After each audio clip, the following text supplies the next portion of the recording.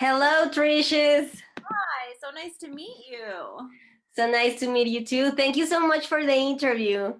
Yeah, thank you for having me. Trishes, you studied at Berkeley College, right? Did your family always support you in this big decision? And when did you find out you wanted to be a musician? I think my parents have always been really supportive of me as a human being. I think it took a little bit of warming up the idea that I wanted to do music as a career. So when I was in high school, I think my dad definitely tried to convince me that I could do music as a hobby and I didn't need to go to college for music. But I think once they saw that it was really the thing I wanted to do and that I was going to do, they were really supportive. Um, in terms of when I started, I have been like putting on concerts for my family since I can remember. Since I was a really little kid, um, I would put on these shows for everyone. I would enlist some of my cousins to be my backup dancers. And yeah, in all of my home movies, everyone's just like, sing us a song. So I think it sort of came from there. Okay, Trishes, I really love your style. It's kind of minimalist music, like loops of sounds, very original music. So you are clearly different, interesting artist. Where do all these come from? Like the way you make your music. I saw you at Instagram how you produce like in a minute songs. I love your practicality. Thank you. Yeah, I started using my loop station right after college. In college I had a band and that was really fun. And I still play with a band sometimes.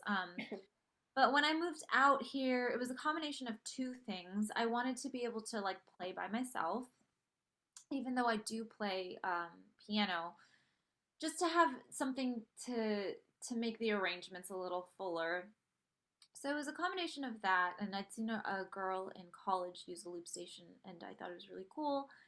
But also, I think that was the point in my life where I was like really starting to think about morality, what morality means to me, what the point of morality was, like where what is the through line of morality between culture and time and civilizations. And I was there, I really had a lot of internal conflict between things I wanted and things I wanted, and I was so confused as to how I could want two things at the same time that were two opposing things. So I think for me, the reason I enjoyed using the loop station so much was because I was able to have multiple voices in real time, in real space, like not just in my head, right? And so I started using the loop station and the vocal effects and the minimalism, especially in the id, which is the album I just released. It's because I always felt like I represent the id through largely through bass and drums and minimal arrangements. So just not the harmonic progressions going on are very simple. Sometimes there are only one or two chords. Sometimes it's on one chord for a long time. And so that really represents the id to me. Sort of that like primal self is represented um, through minimalism and rhythm. And so in the id it was largely that, and then in ego, my ep that I released before that, it kind of played around between that minimalism and kind of what I intend for super ego, the next full-length album, to be, which I think will probably be something kind of lush. So I think the sound really comes from trying to express these selves, like the primal self and the spiritual self and the conscious self. Like, what do those selves sound like? I mean, it's really original, your music, the things, the sounds you do, and the way you try to explain the ego and super ego deeply in your music. That's amazing. Trishes, you have been also at main stage in Montana Avenue Summer Fest, right? How was this experience? Oh gosh, that was so fun. It feels like lifetimes ago. Um, I mean, I just remember that day being so fun. I remember my LA band wasn't available, so I had my San Diego band drive up. And yeah, it was just, it seems so far away now that like we haven't really had live music in that way. Um, but anytime I'm able to play anything like that, I just have just a ton of fun. So much fun. You have also played your music at Eastern Europe, right? Los Angeles. What else is coming for Trishes this year? This year, I mean, I just released the album, so I'm definitely gonna keep promoting the album, and it's really a time of like reflection and replenishment for me. I I worked very, very hard last year getting this album out, and I want to really sit with where I am as a person and, um, both like intellectually and spiritually, because I think that's the only way I can create whatever superego needs to be. Um, Superego, I really want to think about the things that connect us, um, the things that connect us ideologically and spiritually. Um, so I think in order to do that, I really need to sit with myself and understand. Like it is a lot about. I, it is a lot about being able to acknowledge these like deep subconscious wounds.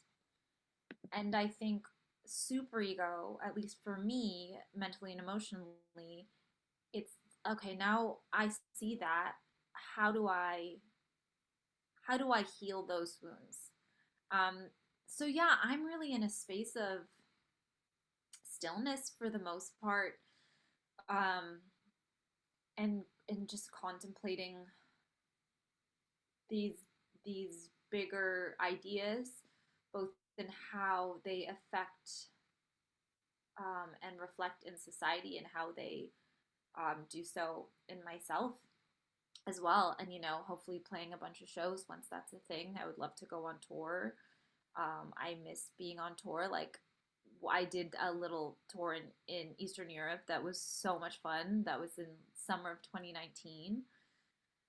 Um, and I miss that. I miss it a lot. I miss playing live shows a lot, and I miss just being at live shows a lot. So that's kind of where I'm at right now. That's amazing. You talk so much about the spirituality thing. Trish is talking about these life things, life issues. Which is your mantra or your way of living? Because I mean, I think that at this point in the middle of the pandemic, everybody has changed their minds about their way of living, their priorities. So, which is Trish's mantra? How could people reach their spirituality and their happiness just like you have? Well, I think it's everyone really needs to identify what their own like wounds are. So for the longest time, my mantra that I would meditate on every day was everything always works out for me. Because for some reason, I had internalized this idea that things don't work out for me. Um, and I'm not sure where or when I internalized that. Like, I've had just such a charmed life, honestly. A pretty charmed and privileged life, besides for being in a structure in a society that doesn't necessarily value women of color. I think that would be like one of the deeper wounds. But so I for a lot of my life, at some point I realized I had this subconscious belief that things didn't work out for me. So for years I meditated on everything always works out for me until I believed that, until I internalized it. And right now I am the mantra that I repeat in meditation is I don't chase, I attract, Okay. because I think I also it is very much in my personality to go after what I want, which I don't think is a bad thing. But I I don't want to be in a place where I'm necessarily like begging for crumbs from an establishment, from a society, from a romantic partner. So that's something I'm really trying to program myself out of because I'm so used to, as an artist, like hitting my head against the wall until something gives, right? Which is admirable in a lot of ways. But I don't think that's a way to go about your entire life. So I'm that's my mantra right now is I don't chase, I attract. And I think it also goes along with this like place of stillness that I am delving into, um, because I've sowed a lot of seeds, um, and now I'm just going to reap the rewards of that, um, and I'm gonna take time to sit with myself and really um, internalize that idea now. I really love this. I don't chase, I attract. Trishes, I love your concept also. You always present your music with also some art pieces. Yes, You create those pieces, right? You yes, paint them, you draw them. I draw them. Yes, And I love also the balance in your career. I mean, you draw art pieces, you sell them, you also use your designs in your t-shirts yes. while playing music. So I think it's a great way of sharing your ideals and your products with people, right? Yeah, I think a few years ago I started realizing like this concept for this project is really big. It's really big and deep and complex, and just being able to flesh out these ideas in different mediums, I think has really helped me connect with my audience in a deeper, more meaningful way. Sure, I saw all over your art pieces and I found out like two hands holding a cell phone and it Yeah, says what you are looking for is not here. I yeah, think this is a very big thing to analyze. yeah. I think